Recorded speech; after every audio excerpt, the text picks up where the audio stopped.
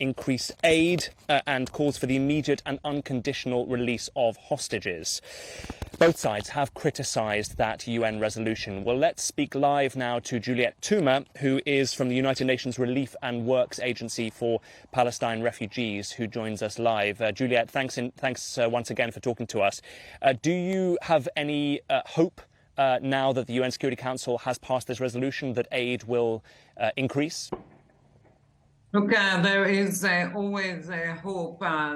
A few things need to happen simultaneously at the same time. It's not just about the increase of humanitarian aid. It's also about the need to get a ceasefire as soon as possible. It is about time. It's been 5.5 weeks of hell for the people of Gaza, a lot of loss and a lot of misery. There also needs to be a huge shipment of fuel. And when I say huge, I mean it. What we're getting is what we got yesterday is only a few drops. Without this fuel, we will not be able to continue our humanitarian operation in Gaza. It is also time for the siege to be lifted. You mentioned there the fuel that came in yesterday, some 23,000 litres, we understand, just for the UN to distribute aid, which we know your office has called a fraction of what it needs. What did that shipment of aid allow you to do yesterday, which you had not been able to do since the conflict began? No, so the fuel that we got, which is just over 23,000 litres, is conditional by the Israeli authorities for UNRWA to put it in our trucks, go to the border and pick up the aid.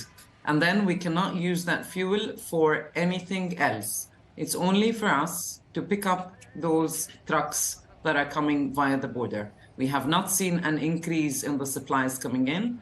And what we need right now is an increase in the number of trucks coming in and also a predictable shipment and a regular shipment of fuel coming in support of humanitarian operations in the Gaza Strip.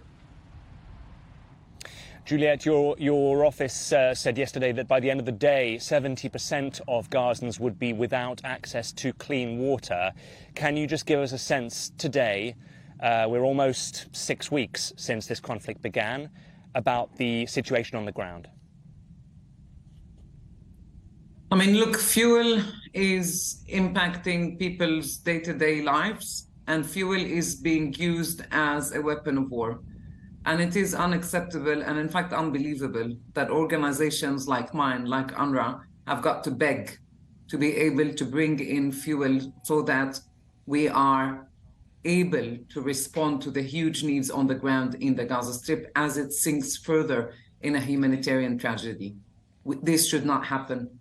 Fuel should not be used as a weapon of war. It's very simple. UNRWA needs it for humanitarian operations in the Gaza Strip. Other humanitarian organizations need it. Otherwise, simply, people will start dying. Juliette Touma, thanks once again for your thoughts, joining us and giving us the perspective of the UN in Gaza. Thank you very much indeed. Well, another line that continues to develop here is ongoing talks regarding some kind of hostage release deal.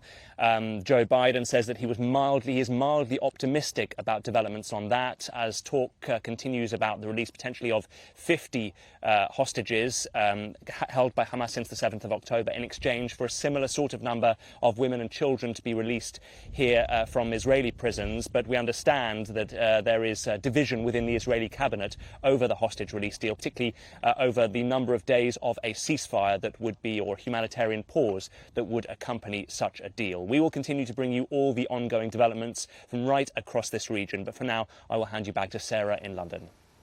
Thank you, Mark.